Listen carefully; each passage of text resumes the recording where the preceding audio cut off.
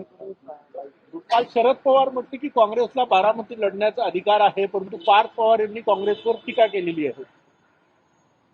बघा की पार्थ पवार काय बोलतोय याच्यावर लक्ष देण्यापेक्षा खर तर ह्या निवडणुकीची प्रक्रिया निवडणुका बिनविरोध झाल्या पाहिजेत असे त्यांचे मत आहे. त्यांच्या आईने आमच्या प्रदेश अध्यक्षाला फोन केलेला आहे.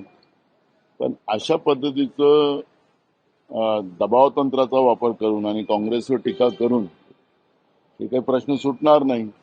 त्यामुळे पार्थ पवार वयानं लहान आहे आमच्यापेक्षा, त्याच्यामुळे मला त्याच्यावर फार काही प्रतिक्रिया देण्याचं काही कारण नाही. पार्थ पवार बोलले की काँग्रेसचा डाऊनफॉल होईल ज्या प्रकारे काँग्रेसने जी भूमिका घेतली उमेदवार देण्याची. ते वेळ सांगेल ना, त्याच्यामुळे कोणाचा डाऊनफॉल होईल ते वेळ सांगेल. त्याच्यामुळे त्याच्यावर प्रतिक्रिया मला द्यायचीच नाही.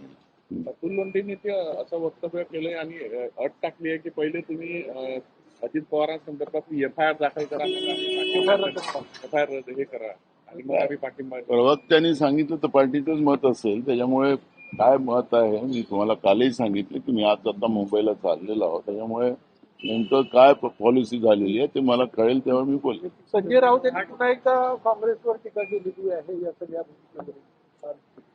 संजय राऊताला त्याच्या पक्षातच लोक त्यांना मान्यता देत नाही आणि म्हणून आम्ही मान्यता द्यावी असं तुम्हाला वाटत असेल तर आम्ही कुठली प्रतिक्रिया त्यांना देणार.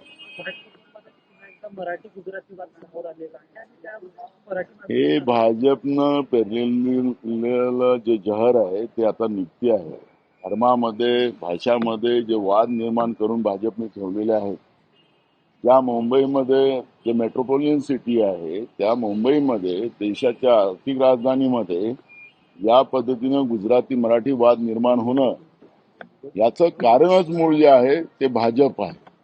त्यांनी कारण की आपल्या राज्याला खऱ्या अर्थानं आपल्या राज्यातले मुख्यमंत्री किंवा आपल्या राज्यातले कोणी केंद्रातले मंत्री असतील ते नाही चालवत, ते गुजरातचे लोक चालवतात. आणि गुजरातच्याच लोकांचा एक जो ज्या पद्धतीने दरारा निर्माण करण्यामध्ये भाजपचे जे योगदान आहे त्याचेच परिणाम आहे की आज मराठी आणि गुजराती वाद त्या ठिकाणी निर्माण झालेला आहे. काँग्रेसच्या काळात असा कुठलाही वाद कधी झालेला नाही, पण भाजपने पेरलेलं हे विष आहे ते आज भाषाच्या वादावर महाराष्ट्रात आणि मुंबईमध्ये ते पेटत आहे.